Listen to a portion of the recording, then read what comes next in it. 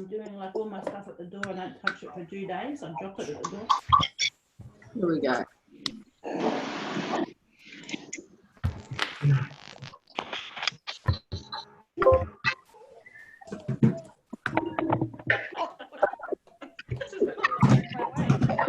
John speaking. Because You're doing as well.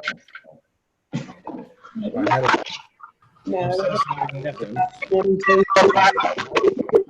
which one was, I've got your professional reading register. I was talking to Karina, but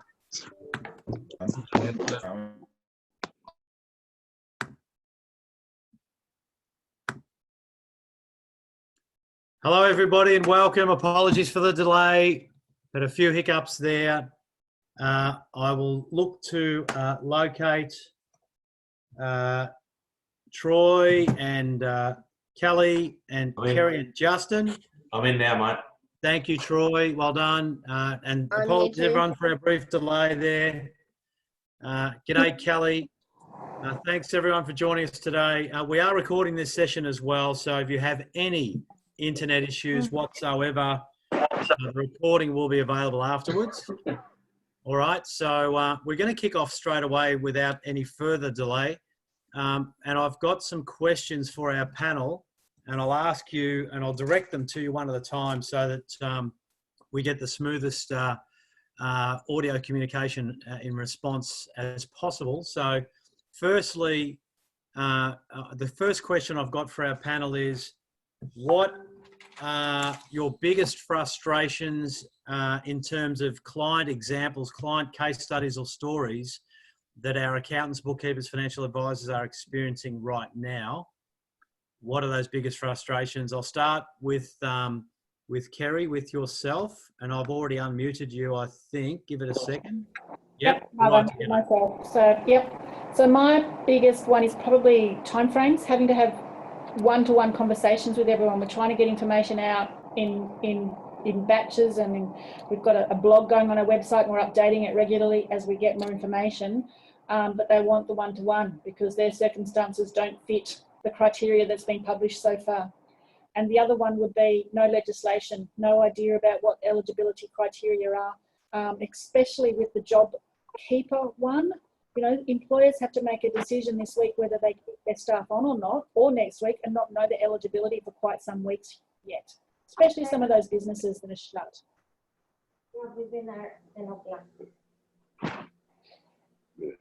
And that's probably my two biggest ones, the time commitment that this is taking, the emotional energy that it's taking. We just have to be doing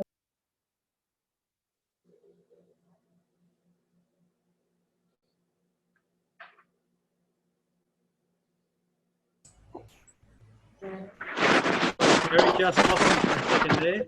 I think I dropped out. Yeah, you're back with us now. Last thing we heard was you were fitting into the criteria and understanding legislation, yeah? Yeah, and clients having to make a decision about whether they keep their staff now and cover that payroll until their eligibility is determined is a big question for them. Fall outside of the scope of what we've seen in the press release. They can't hear me. But we don't know. Sorry, there's a lot of feedback. Yeah, we've got it. I'm just going to change the settings to mute people on arrival. Okay. And I've changed the settings as well, so I'll manually mute our panelists. So I've muted everybody, and I'll unmute you as we ask you to contribute. That should work a little better there. Although a couple have clearly unmuted somehow there, so I apologise for that. All right. Yeah, thanks, Kerry, for that. Troy, can I move over to yourself? Actually, I've got Justin here right now. I'm unmuting you, Justin. Leave that to me, and I'll keep scouring to work out who's got their microphones on, because there is some background noise coming through, which will be difficult for guests to hear. If all of our guests would kindly mute their their browser. If the system gives you that option, that'd be great. Alternatively, we'll try and do that. Justin, what are the frustrations coming from your client base? Yeah, a lot of it is trying to work their strategy as well. You know, whether or not they should be designing a hibernation strategy, or whether they should be hanging on. There's also a lot of pressure from employees to the employers wanting to know what's going on as well. And we've got a case where we've got a large payroll for the childcare centre, and they're already asking where their $1,500 a fortnight is. And you know, obviously, unnecessary pressure with the media and with the information that's getting out there, especially when there is no clarity around policy design as yet. So yeah, it's just the unknowns, and everyone looking for a silver bullet answers right now, not understanding that it is a long haul, and that realistically got to start. Yeah. So what? Thinking about their own balance sheet, where to go. Yeah, absolutely. So similar frustrations to what Kerry shared. Kelly, can we ask you, representing 5,000 bookkeepers across Australia as well, what are you hearing from the bookkeepers? What are their greatest frustrations at the moment? The greatest frustration is the information that's coming out at the moment, and of course we're all getting bombarded by our clients saying, well, when can we do this? When can we do that? Can you get our stuff done? Like, people who normally drag their feet right through 2 months to get their paperwork to us, and now dumping it on our doorsteps and saying, right, I need it now. And we're like, but it doesn't come in until the 28th of April at least. So we have some time, so calm down. They're getting frustrated because they're like, well, we expect this money now, and they're not getting the money now. So I think it's as Justin said, it's the messages going out there it's like they're going to all of a sudden get this money. I mean, even my husband's like, well, when's this money coming through? And I'm like, it's not coming through till the end of the month. We have to wait. And he just doesn't understand why it's taking so long. And, trying to explain to clients and that it's legislation. It's still got to go through that whole process. And while they're fast tracking it, it's still not going to be in our pockets tomorrow, even though they promised it weeks ago. So it's an unnerving, oh, are we really going to get this? And it's an unnerving, is this really going to happen, or do I have to fold up my business? So there's a lot of questions around, what do I do with my business in the meantime? Can I get that? Am I eligible for that? And we can't really say much because it's not legislation yet. So it's really a mixed bag of frustration. There's a lot of tension at the moment within the group, within the bookkeepers, because they're being overloaded with questions from their clients, just going, well, where's the money? When can I get it? Or do I need to fold up? Yeah, absolutely. So we're going to come back to that and address those one by one in a moment. Troy, are you right to jump in at this point? Just wait for the unmuting there. Yep, thank you. Yes, mate. And if Dave, and there's a couple of Tonys in there, if you just mute your screen, it'd be really, really helpful for everybody else.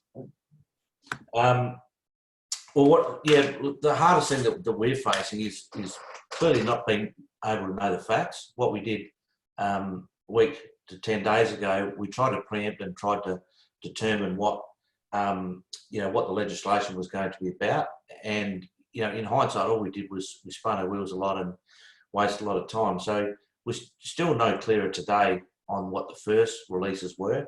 But actually, our client base of 390 odd business clients, we actually haven't been hit too hard. Like, a lot of them have got genuine queries.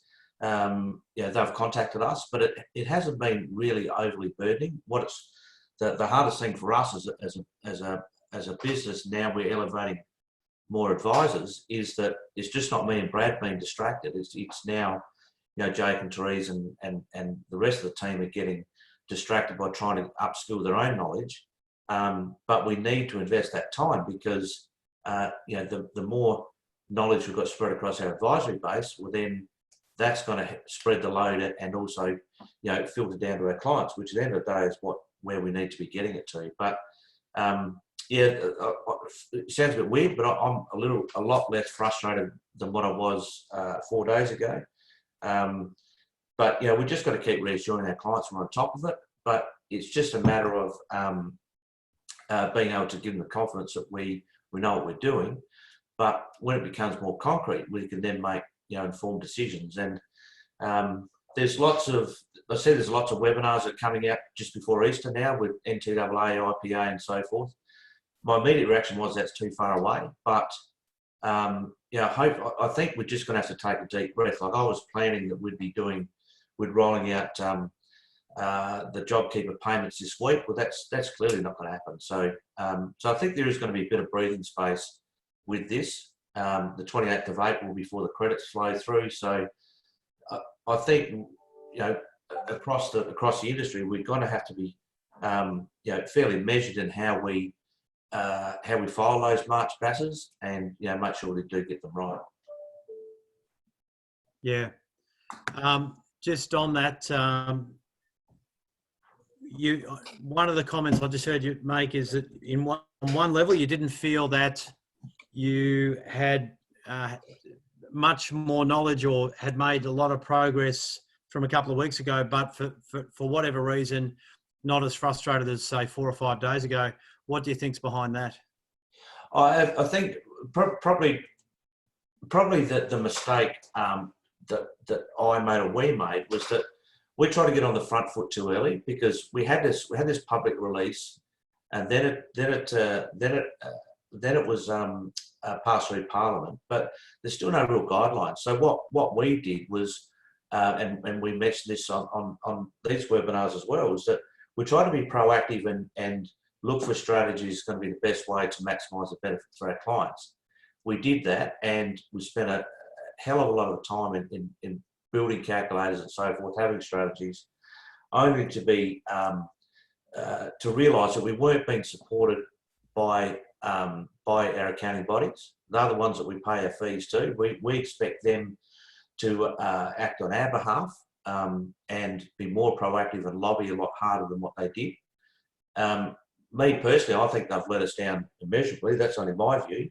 So the comment I mean, I'm a lot more relaxed now than what I was a few days ago because there's a lot of build-up, and if we sit around and wait for our accounting bodies to tell us what we should or shouldn't be doing, you can see all the comments that flow through on the Facebook posts and so forth. There's so many practitioners out there that just are up in the air. They don't really know what they should or shouldn't be doing. So if there's that hesitancy and uncertainty in their own practice, how the hell are they going to flow that down to their clients?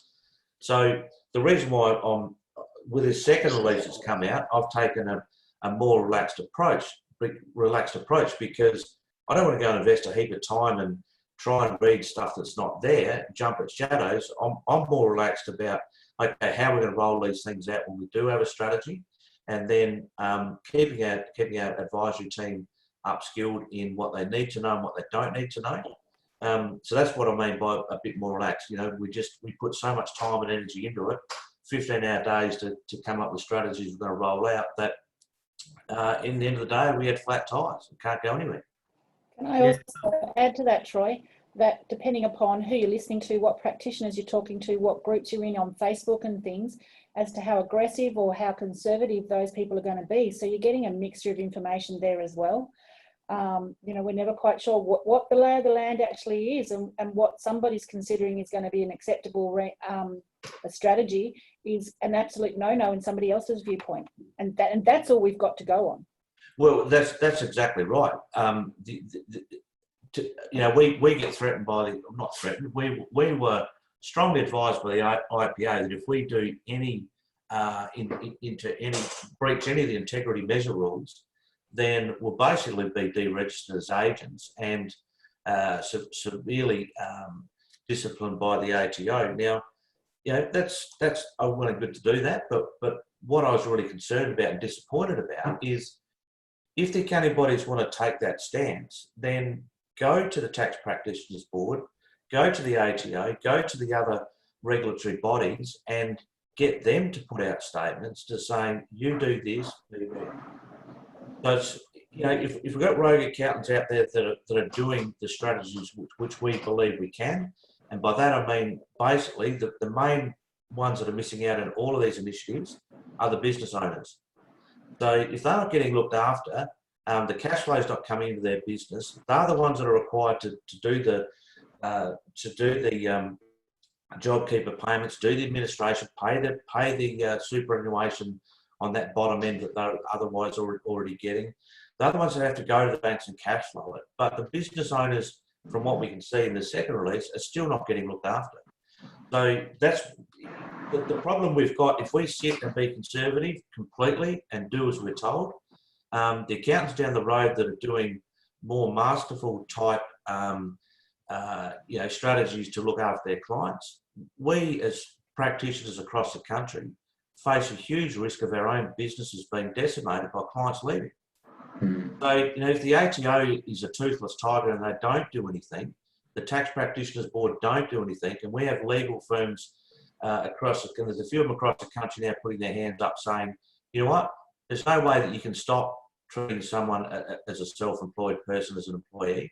The ATO's own website says that directors' fees are deemed to be employees, right? So then when it comes to the JobKeeper, how can they then, on one hand, say, well, they're considered an employee in one instance, but not in the other? So I know I got off the track here a little bit, but all of these things that I agree with what you're saying, Kerry. You know, we are, you know, to a certain degree bound and you know, we need to listen to what other practitioners and the accounting bodies are doing and saying. But that's why I'm just cooling my heels a little bit, taking a deep breath and just seeing, you know, what the platform comes out over the next week or so. Because otherwise, I think we're just going to end up doing our own heads in by, you know, just reading too much stuff and listening to too much. I reckon we just, you know, take a deep breath and just see what rolls out, you know, coming into early next week. Yeah, I've got some fantastic information coming through in Q&A. Most of it's been sent privately into the chat room. I'll come back and share for all of those attending today. Continue to bring that commentary through. Jennifer, Simon, Jacqueline, you've got some great commentary there. Thank you very much. So we are going to come back and acknowledge that. There's some terrific questions for our panel in there as well. So in terms of certainty, uncertainty, let me just try and manage our volume levels here. So in terms of certainty and uncertainty, I am going to ask all four of you individually to comment on what I see as the short-term issue. I see between now and the 1st of May being a very precarious time frame, not necessarily with one May being a finite end to that either, but I believe we've got an enormously significant exposure for small business and business owners, and a delusional, not by intention, I'm not criticising the government, best of intentions, no doubt, with the JobKeeper plan or intended plan, but there's no legitimacy or distribution methodology in sight for sole traders, business owners and employer organisations in how they're going to survive between now and then and what they actually should be doing, which means our accountants and bookkeepers and financial advisors are feeling incredibly stressed and incredibly exposed to having to form an opinion that government hasn't been man enough, dare I say, to, and forgive the gender commentary, but had the balls to actually, you know, say, look, you're going to be more than under the pump for the next 6 weeks, and you better wake up to that. There's been no commentary other than, hey, we're all in this together, you know, everyone stay home, but find a way to shop local, you know. So let's talk through the panel now. Justin, then Kelly, and then, of course, Kerry. So Justin, kicking us off, do you have clients that you are already feeling stressed and anxious on their behalf in terms of having to deliver a bit of cold, hard facts about what they're going to have to, do between now and, you know, possibly May 1 to May 15, where money might in fact start flowing? Yeah, so these are probably more of the conversations that we're having than we're not having. You know, let's face the reality of small business. They don't have the working capital to fund their business for a month. Let's face it. They're all living paycheck to paycheck. It is very unique. And some businesses can do it if they're low scale businesses and they're sort of self-employed and they've got no, substantial payroll or anything like that. But if it's a sizable business, their working capital won't fund them for a month or a month and a half. So simple things, just like basically the ATO, the ATO, you got to string them out. It's the government anyway. It might possibly mean you're going to have to string them out, given that there's been changes to the bankruptcy and credit demand rules around 21 day of a credit demand, statutory demand. Been extended out to 6 months now, because that was implemented to avoid moving on their debtors too early and crippling this because of delayed payments. So I think the government was already expecting an environment where bills won't be paid on time, because businesses will be looking to protect their cash reserves to fund the immediate things like wages and stuff they can't put on credit. So those sort of things, looking, just remaining liquid, deferring where you can, talking to your landlord straight away, and just remaining liquid to ride this out. Again, it may not be the best strategy to be paid, but liquidity is an issue, big time. Yeah. Thanks, Justin. Appreciate that. And Kelly, yourself, are the hard conversations the hardest thing actually about a bookkeeper right now? Because nobody else is actually, a mechanism or a go-to source for the client? Yeah, look, we're having a lot of conversations around that, and what we can do for our clients to keep them trading or keep them moving. Unfortunately, quite a lot of our bookkeepers niched in the restaurant industry or the winery industry, so of course they've just lost all of their work. So now they're jumping on the Centrelink lines and stuff like that because they niched. For us who have broadened our horizons, we're not doing too bad on that front. But what we're doing is we are talking to our clients, especially those that are the hardest hit. I've got a retail store. She thankfully already had an online store, so she's just ramped it up there, and put all her group coaching and group workshops and all that kind of stuff online. So she's had a major downturn, but she's surviving at the moment up until May, and she's thankfully got a building where they've said, okay, well, no rent for the next 2 months, we'll work it out later. So those type of things. So getting them to talk to their lenders if they've got loans. I know that I've had to halt a heap of loans for our trucks because the trucks are also not getting as much work as they were. So that's a massive downturn for us. So talking to the ATO and cancelling payment plans that are currently in place and deferring all payments. Just talking to them about their general cash flow and where they can cancel subscriptions where they no longer need them, or they can, live without them for a short term, or find a free way to function better with a free app or something that's going to get them through the interim. So there's all these little things that you can do with your business owner that, it will help them in the short term just to survive, and talking to their staff members about, can you take leave and I will pay you as soon as this stimulus comes in, and because they're back paying, so you might be able to negotiate with an employee, especially if you want to keep them on, and if they want to stay on with you, they're probably willing to make some understandings, and the fact that we can contact our utility provider and put them off now personally as well as professionally, and we can discuss our rents with our landlords and things like that. So there's multiple things we can do personally, there's multiple things we can do on the business to try and minimize the impact until all these stimulus starts to come in, and then we reevaluate. So it's very much on the phone, I'm on the phone all the time, on the emails all the time. keeping my clients informed about everything that's coming through, letting them know it's not legislation yet, things will change, da, da, da, da. So it's all about being proactive with our clients and making sure that they understand, and then you're getting a lot less phone calls and a lot less, oh my God, I'm gonna drown in this, because you're getting them the information they need. Yeah, thank you, Kelly. That makes perfect sense. It's exhausting though, isn't it? That's the other thing.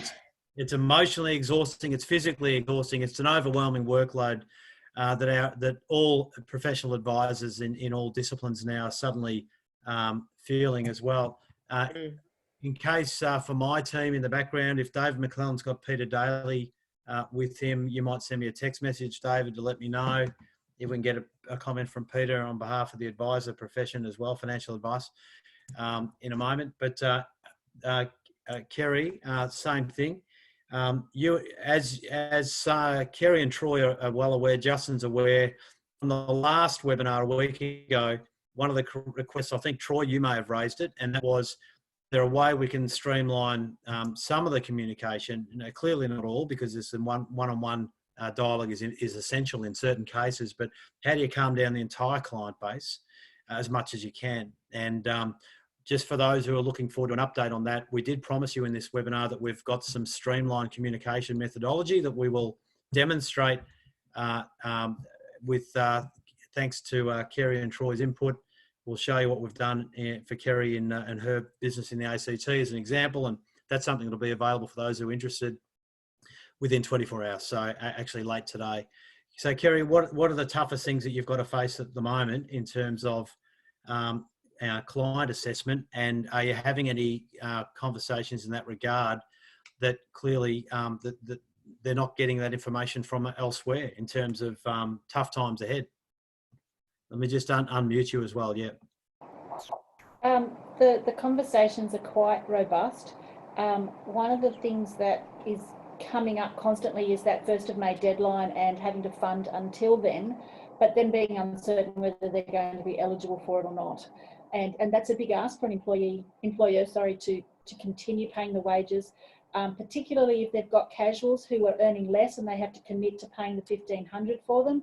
So they've got someone that's earning $600 a fortnight, and suddenly they've got to fund them for $1,500 a fortnight, and they're not got reimbursed for that.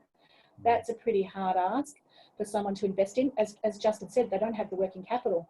But I think it then becomes another problem after that. We've now got another monthly lodgement that we've got to do. So the ATO is saying that they'll pre-populate with the STP data so that they've got most of it. But if they're a small client, closely held staff, or less than 5, and they're not reporting on STP, that information's got to be done by them, and they've got to populate it. So now we've got another lodgement. Now BAS lodgements have to be done early in the season, not dragging the chain out to the latest deadline. So it's going to be reorganising clients' workloads. Yeah, absolutely. And I think that, and Justin will comment again in just a moment as we cycle back around some short-term new products, consulting advice products and bookkeeping products that this the professional body that you all need to consider to get, so that you don't go down with the ship, so to speak. Now, for example, Victorian government, $10,000 access point, needs a March 31 BAS lodgement, and again, I think something else from Simon that's eligible as of this morning on the government business.gov.au, that partnerships, companies and trusts will be eligible for job seeker, the $1,500 a fortnight. What's really interesting though is I'm very concerned that that the accounting, bookkeeping and financial advice professions are really left in the lurch here as the grim reaper or the bearer of essential bad news in relation to what does your client do now? Because all of that is in not a false sense of hope, but I'm calling out that there's a false sense of hope in terms of timing. And I was going to say exactly that, John, too. I think sometimes we've got to rip the Band-Aid off, but at other times when you're ripping the Band-Aid off with a client, they've been stressing about this for probably months, if not years, and they know that it's coming, or they're trying to fight it off, but they can see it coming. This time they haven't seen it coming. It's blindsided them, and they haven't got the emotional awareness yet to know it's time to rip the Band-Aid off. Yeah, and a great example of that, and none of us want to do this, but we took an SME recently, $3 million turnover, 94% of the revenue is gone in 72 hours, right? Now, fortunately, with some major contracts with the petroleum industry, there's a $360,000 delayed payment outstanding. They always pay 60 days. That is coming. That's been confirmed. But the entire workforce, 15, 16 employers have all been stood down. They're on $100 a week holding payment was engineered Monday a week ago, prior to any of the JobKeeper announcements and so forth. So there's a great example of an SME that simply because they're getting hard-nosed advice from the start, which is not easy to give, particularly, I'm sure, Kelly, I'm going to see a big facial expression of agreement in this one from you, that particularly our bookkeepers, if they're not necessarily got a huge amount of self-confidence, self-esteem, if they're not years and years of experience, getting on the front foot and smashing a client about having to, make serious layoffs and hard calls is not an easy thing for someone to do. I'm sure that your bookkeepers are saying that to you, that they're really, really drowning in the emotional torment that comes with that. Justin, we were talking about the example of some upfront products or short-term productization of giving advice and not being left in the lurch in terms of doing, days after days, hours of work and not getting paid for it. What are some of the examples that you've started to realise that could happen to you? And you and I started chatting about this yesterday. Yeah, so I guess part of the issue. Well, I'll just circle back to what you're saying about the hard realities first. So coming to realisation what your business is going to look like at the end of this. I've even said to my team, it is most possible likely we will trade cash losses for the next few months, and just accepting that might be the environment that you're in, and knowing that you're going to have to fund some sort of business through the end of it. Now, I guess as an accountant, understanding that is because we are in for some hurt with advisory and some throwing our capacity at these things that we may not get paid for, unfortunately. So there's a few things we're trying to work out. Well, how do we do this without sort of crippling ourselves?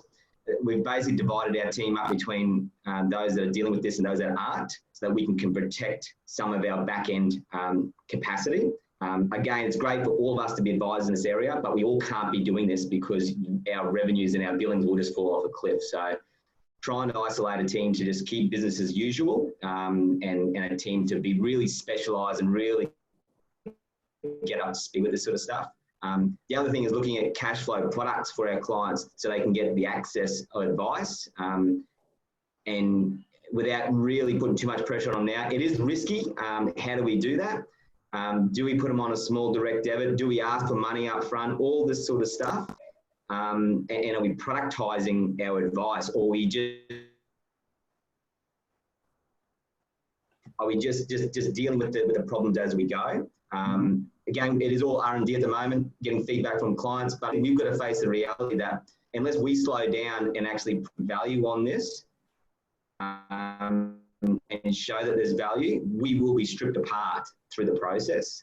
But it's a fine line between offering the help and protecting the goodwill of a business at the end of this. So,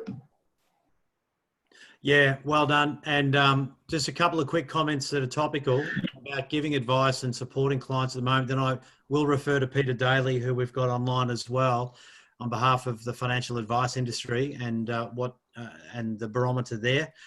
Robin Kerslake, great comment there. Agreeing with Troy, it's so important to encourage clients to wait for the legislation to pass and not to be too stressed in the meantime. And that is correct if it's a non-industry related level of anxiety. That's the real issue, isn't it? If it's a stage 1, stage 2 affected business, it's totally different. We can't say wait for the legislation, or you can, but you can say go home and hibernate, right?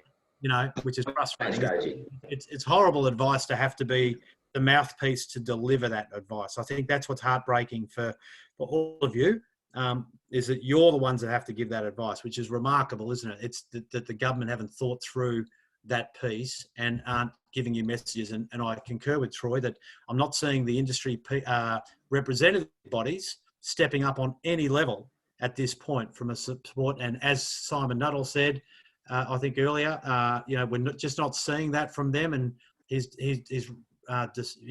just grateful that we've set up the Facebook group where we can talk about it and we all relate to each other. Okay, I'm going to turn now to Peter, and I'll just flick over and unmute that for you. So welcome, Peter Daly, and we'll just check that we've got that working. Just give me a moment. The browser, I should be able to unmute you from here, Peter. Yeah, you're right to go, mate. Okay, thanks, John. The Royal Commission that we heard so much about recently really attacked advisors. I think this crisis that we are living through right now demonstrates the tremendous value that advice represents, whether you're an accountant and financial planner and or a mortgage broker. So there's a tremendous amount of miscommunication out of the marketplace, a lot of innuendo, and I know that our advisors are getting calls left, right, and centre from people. Kerry and Justin and Kelly have all mentioned some of the key points that we equally are taking on board with our clients, and that is that the government is making these announcements, but really not demonstrating the implementation. And I know we've been directed to go onto websites and the like, but one example I'll just give you quickly is the industry super funds. A lot of clients are trying to find out what's happening with their superannuation, what they should be doing, what they're covered for, what they're not covered for. Does the virus still provide them with protection in the insurance policies? It takes you 40 plus minutes to even get through, if you can get through. And then the person on the other end of the line tells you that, I'm sorry, but I can't give you that level of advice. So, you know, I think, again, it just simply demonstrates the value. From our side, you know, we're having lots of questions about policy exclusions. I'm personally not aware of any policy out there that does have an exclusion for the virus. But if there's anybody else that knows differently, I'd welcome that knowledge. Super balances, you know, what's going to happen to my super balance? How do I get access to that $10,000 that they're referring to? And then, you know, those people that are in investments, should I move to cash? Well, and the panic that's setting in. I think we've all lived through the GFC, and those of us that remain calm and held the line, I think most of us came out of that much better. The market is absolutely so volatile at the moment. I was just looking at some figures before I came into this meeting, and you know, we saw the ASX reach 7,000 only I think around about late February to drop down to where it is now. That's a loss of 38% in that period. I think we're still down around about 26%. You know, so what should I do? I mean, those are the kind of questions that we're getting. And again, I think these kind of forums that you're running, John, and others that we're involved in are the way to go, reaching out to clients. From our perspective, just dealing with some people that I deal with on a day-to-day basis, nowhere near the level of your panel, but certainly the ones that I'm dealing with, I'm sitting down with them and talking about cash is king. You really got to protect cash at everything else that you can do, and getting down to that break-even analysis. What can you do? And I think it was Kerry that was talking about, you know, going through and identifying where you can cut costs and cut corners everywhere else. And that's certainly the advice that we're giving. So we're still only in the start of it. And when you look overseas at what's happening over there, it's absolutely shocking. So things are just going to get a lot worse before they get better. And the more that we can reach out to clients, calm them, provide them with confidence that we know what we're talking about, I think those are the key points.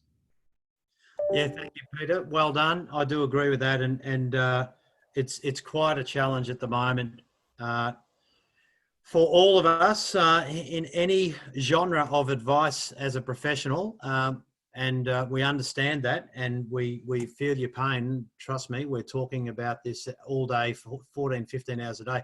I will share some in a moment here, I'm sharing my screen to make sure, very before on some more positive news, I guess, to make sure you've all got access to our COVID-19 support group for accountants, bookkeepers, mortgage brokers and advisors. That's on Facebook. For those who do not have that, make sure you get you source that. I'll put it in the chat box now. And before I move on from that, I'll also show you that at the request of many of you, we've set up a separate one for your clients. Now, this is not where we're going to have technical discussion. This is where we're going to share what we can from a supportive point of view. That's for your clients. There's two different groups there. One for us as a professional body, so we can have the private conversations, the lingo, the frustrations, the technical challenges and debates about how to attack a particular problem for your clients. But there's a public forum there for your clients, for you to invite your clients into as well. So be aware of that. The rules to be part of that is there's no selling to any of these people, right? That's anyone that's selling their services in there. Trying to poach a client will be simply just kicked out of the group.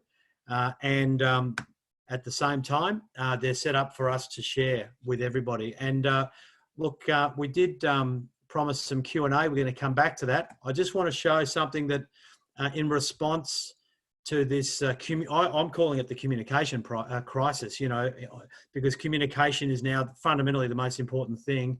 Look at the 7-minute delay we had in starting today and just how frustrating even that is right now. You know, communication is so critical. Kelly mentioned it, non-stop with her clients. So I'm going to share my screen and just show you something that in response we've been looking to create with our tech team. And we're going into an example of Kerry's business. So coronavirusgrants.com.au. Troy Dowdle was the one we must recognise and thank for this. He mentioned this in last week's conversation in the broadcast, and Troy said to us, why don't you create a standardised methodology, because there are 4 different stimulus profiles, so says federal government, and then there are 8 states. So there's 32 variations of the stimulus package criteria that our accountants, bookkeepers, advisors and mortgage brokers need to get across. Now that's an enormous amount, isn't it? When changes are happening, I think, Justin, you said there were more changes in Queensland in the last 48 hours as well, same in other states. So we've built that platform, and what we're doing is setting that up for those who want that. And in this case, we're demonstrating Kerry's business. Kerry, this won't stop you needing to make one-on-one phone calls, obviously, but it will hopefully give you a streamlined approach to calm your clients down. And I'll just unmute you for a moment there too, Kerry. And we can just get you to, you can share your 2 cents worth. Give me just a second. There we go. I'll bring you into that conversation now. Okay. Yep, thank you. And we, you and I started road testing this late yesterday, and this is, it's smartphone friendly as well, correct? It is very smartphone friendly, absolutely, yes. So there's a landing page to send your clients to, and they go through and tick what criteria fits for them. And then in the background, it pulls out all the information that's not relevant to their criteria and gives them just what they need. And whilst you say it's not going to eliminate the one-to-one phone calls, I actually think that it might make the one-to-one phone calls a lot more valuable and avoid the need for a second phone call, because the clients have had a chance to read through what's happening, to see the uncertainty that's out there, and that I'm giving them the best advice based on what's available, and then have specific conversations for them. So rather than every phone call having to be about explaining what's available to them and what's relevant, they've done some of that pre-reading, there's some awareness already, and then our conversations become a lot more valuable. All right, and you can see there that we've just role-played through that in the ACT, in Kerry's region. I'm not sure you're... All right, I didn't roll... Oh, I beg your pardon, we didn't screen share. So let's, we'll backtrack then, shall we? And we'll just explain that. So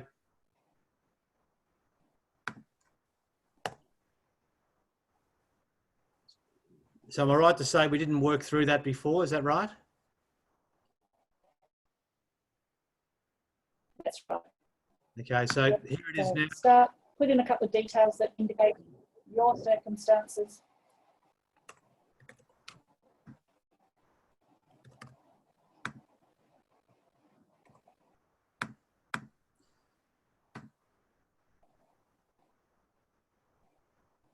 No, I don't have a plan. I'm walking through it as a browser might of one of Kerry's clients. I've got no confidence, 1 out of 10. I don't have a budget. I'm not comfortable about my cash flow. My postcode, no problem. I'm in Canberra because we're going to demonstrate Kerry's, of course, and we're not complete with the system. We've got to get all these other state documents in today. Let's say it's a business owner with employees, and I'm going to download that document. Is that now coming up on your screen? Yes, it is. Okay, And great. so the document works through the criteria. So just in case you pick the wrong one, just making sure you do manage, you do fit into the criteria you've picked, and then goes through the different offers available. And it's not just the tax ones that we would do, the others as well, because obviously the clients need to know about that. It also covers off on the state-based offers available in the ACT, for example. Yeah, absolutely. And then right down the bottom, there's a couple of tips for businesses to go through and see, to take some proactive action themselves. Okay.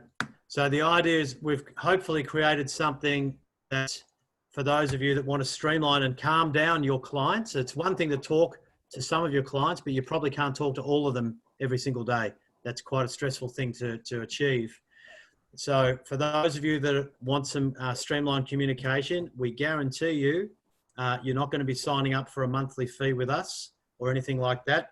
There's a simple admin cost to set that up for Kerry's business, and she can choose how complex she wants that. In Troy's case, Troy may want to have downloadable PDFs with his logo.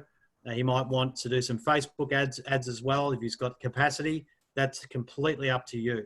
But the idea is really to streamline that communication for your clients. Now, our team are working to update the documents every 24 hours at a state level and a federal level, right across all the states as well. So now just back to some of these key questions. There's some terrific questions. So for those of you that want information on that, there will be an email. Simply click on the reply to say, you know, you want to learn a bit more. I believe the starting package is literally a $49 setup fee for the basic download and the download only in terms of the 32 documents at state and federal level, which is, so it's a no-brainer to have it branded, slightly different, but very affordable even for a startup bookkeeper turning over $30,000 or $40,000 to help serve their clients. Now we noticed that we're looking here at some comments around what if a comparable period of the 30% drop is just not relative. So some of you may or may not be aware that the rules were relaxed in the last 24 hours. If you had a month-on-month period, year to year, from March to 19 to March 20, but let's say your revenues didn't drop by 30%, can you still qualify for the JobKeeper package?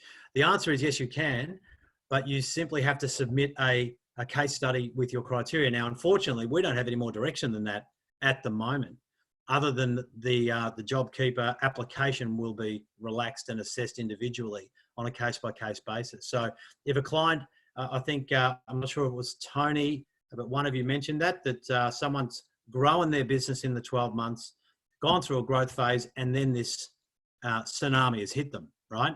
And so mathematically, on paper, at a glance, they don't look like they are entitled to this application. Yes, they are. They simply have to put in a separate case. And this is where so much work needs to be done by our accountants, bookkeepers, and advisors to keep your clients' mindset level-headed, their approach level-headed, and to actually break down some of this preparatory work into a project-by-project basis or into some stepping stones. So many of you must really consider, what are you doing in the short term? If you don't get the March 31s completed, and if you don't get their management accounts up to date, there is absolutely, 99% probability that they won't be prepared to actually receive any of the benefits. So we really must make sure that you are absolutely project managing the mindset of your clients and getting them to understand first things first. Quarantine some of their cash, have hard conversations with their employees, possibly send them home like $100 a week that we demonstrated a moment ago from a $3 million turnover, and then start to look at what they need to do to become ready and compliant. I just want to thank Adam Holster from NAB, who's also jumped on this call. So thanks, Adam. There will be a broadcast on Monday, 1:30 on the 6th of April. Now, it's primarily for existing NAB clients, accountants, bookkeepers and advisors on the strategies that NAB are adopting, but I will make sure that we include a full and comprehensive summary for all of our network out there for our next webinar that we will be having around about midweek next week. The date and time has not been set at this point. But Adam, thank you for sharing that with us, which is great. A couple of comments. Seen 2 accountants now advise their client they should be paying their employees the $1,500 a week per fortnight. Now, I'm concerned with this advice. What are your thoughts? Asks Robin. That's a very timely question, Robin. Thank you for asking it. That sounds a little bit scary, doesn't it? Because again, we've only just spoken. Your panelists have told you about their grave concerns about this 4 to 6 or 7 week hiatus, that we do not have any certainty about the timing of the distribution of funds. We're all delighted to see the best efforts on a public announcement level. It's a whole other thing from the government to unlock the accessibility and the distribution criteria. And what I'd love to see is accountants, advisors, bookkeepers actually commissioned by the government to actually play that role to legitimately get the funds out to the small business owners and employer-based organisations particularly, right, which caters for something like 50% of all the jobs in this country. Should bookkeepers be the ones to make hard-ass statements like that? Do they have the PI insurance and the PI cover? That's a very good question, isn't it? I think the reality is, Kelly, we probably need to bring you back online for this one, that we are not encouraging bookkeepers to go outside the realms of their qualifications, are we, by any means? But we are trying to alert our body, that's advisors, brokers, accountants, bookkeepers, all of us, even business consultants, coaches, that they can't have soft conversations with their clients, fluffy conversations with their clients right now. Kelly, what's your comment there? What I'm recommending to my clients, that if I'm seeing something that's not quite right, that is not quite, within our realms, I'm just saying, look, I think you need to speak to an accountant or a financial advisor.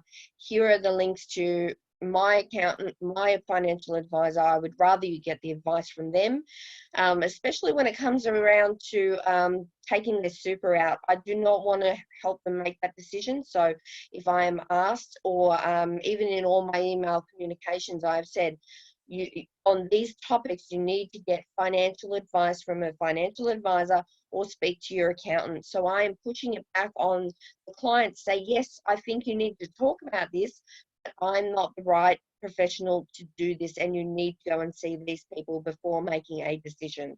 So I want the clients to be as informed as possible, because our PI doesn't cover for a lot of this stuff. So it's better to say, hey, go see them, push them in that direction, because then they can come back and say, well, this is what my professional advisor has said, this is what my accountant has said, and we go, okay, let's work with that. But until they've got that solid advice, I wouldn't be advising them on any of the how to use the resources necessarily, or tax breaks and all that kind of stuff that they're asking us. I would definitely push them towards their accountant or financial advisor. Yeah, well done. And a question from Thomas for our whole panel. And Kelly, stay tuned for this one. Thomas is a bookkeeper. He had a client telling him only yesterday, that someone had advised them they had a deadline by Friday this week to apply for certain funding. And Thomas didn't believe that was correct. And therefore, Thomas's question is there a deadline to apply for anything prior to tomorrow? It's open to the panel.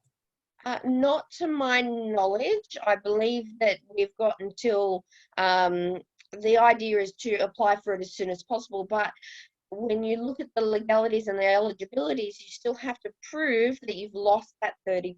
So until we have all our clients' bookwork up to date, we really can't turn around and say, hey, go and apply for this today, because you've got no financial backing to or information to give to whoever you're applying to. And I know that a lot of the things, like I know the Victorian Business Grant is now open, but it's going to stay open until the end of May, from what I understand. So I don't think there is a specific guideline or deadline to say get it to us now, because we can't give them the financials. Yeah, thank you. And Troy, I'm going to turn to you. I've got another question from our audience, and that is,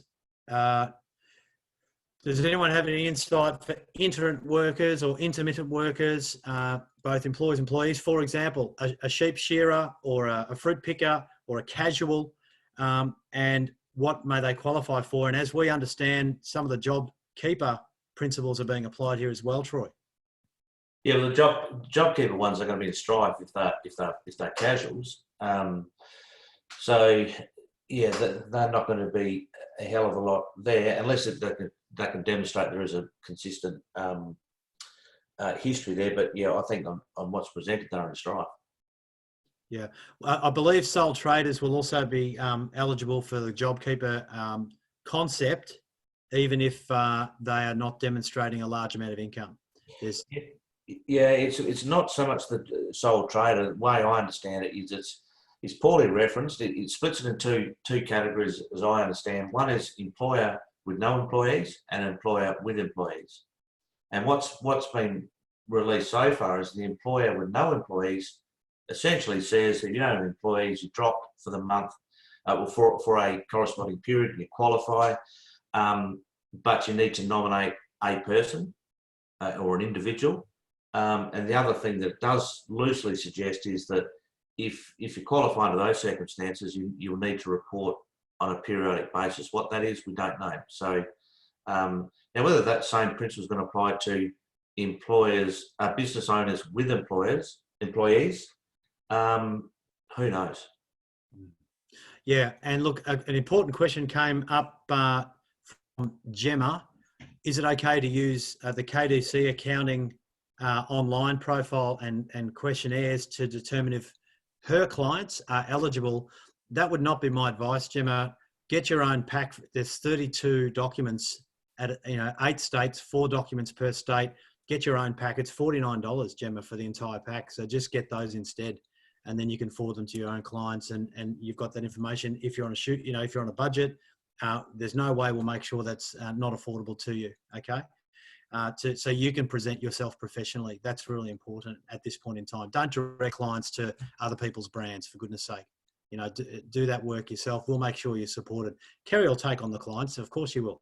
But she's got her own clients, okay? So is there any update from George? Is there any update that we should provide to clients that have trusts and have not been employees? Troy, Justin, Kerry. Do we set them up as employees as of, say, 31st of March? Now, there are some tricky elements here, right, aren't there, that we've learned about the integrity issues. Just unmuting you there, Troy. Thanks, mate. Well, again, Simon Manning's in front of all of us, by the sounds of it, but if he's got some information which I'm keen to read, but I think, again, we just got to, my view is we hold our breath and on rolling those strategies out.